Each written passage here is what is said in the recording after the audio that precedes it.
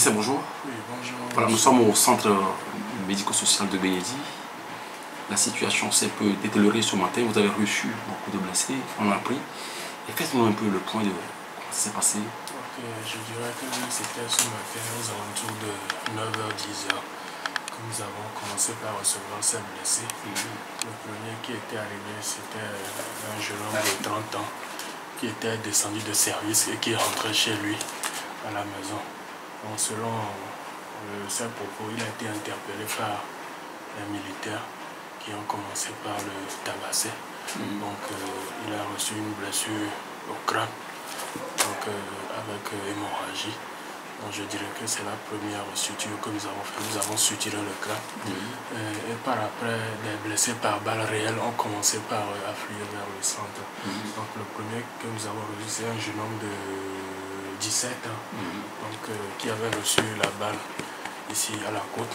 Donc heureusement que ça n'a pas perforé le thorax. Donc nous avons réussi à extraire la balle.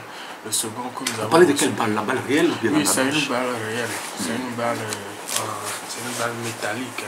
Bon, enfin, je ne suis pas expert en balistique, mais c'est la balle. Donc c'est la balle que vous avez extrait de la thorax de la victime. Du premier. C'est celui qui a 17 ans. Donc il revenait du service. Non, c'était un jeune qui est du quartier. Du quartier qui a reçu la balle. Et voilà, c'est cette balle-là dont vous faites tout à l'heure. Et puis par après? Par après, beaucoup de personnes. Le deuxième cas, c'était une blessure au niveau de la cuisse. Mais curieusement, la balle a perforé à la face postérieure et est sortie de l'autre côté. Donc, bon, pour lui, il n'y a pas de problème. Mais le blessé grave que nous avons reçu, c'était un monsieur d'une soixantaine d'années qui a reçu la balle dans la fosse iliaque gauche, donc dans l'abdomen, donc qui a perforé l'abdomen. Donc lui, nous avons évacué au service d'urgence chirurgicale du CHU SO. C'est venu sur Olympia. Du CHU sur Olympia. Et en dehors de ça, il n'y a plus d'autres cas? Non, en dehors de ça, oui, il y a d'autres cas que nous avons évacués également. Puisque nous sommes débordés, nous n'avons pas le matériel nécessaire et le personnel aussi, donc je suis seul, donc je ne peux pas tout faire à la fois, donc j'ai évacué les autres. Voilà, on peut estimer le nombre à combien? Au total, 7. 7 personnes 7 que vous avez blessés par reçues. balle que nous avons reçus. Actuellement, il est autour de 14 heures, il est autour de midi et demi, donc ça fait pratiquement 700. 7 blessés par balle. Est-ce que vous craignez encore d'autres débordements dans la journée?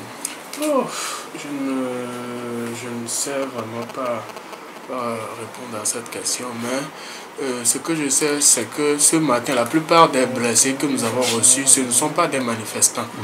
C'est des jeunes, des vieillards qui étaient à la devanture de leur maison. Donc, selon eux, le véhicule militaire était rentré dans les quartiers donc pour tirer des balles silencieuses.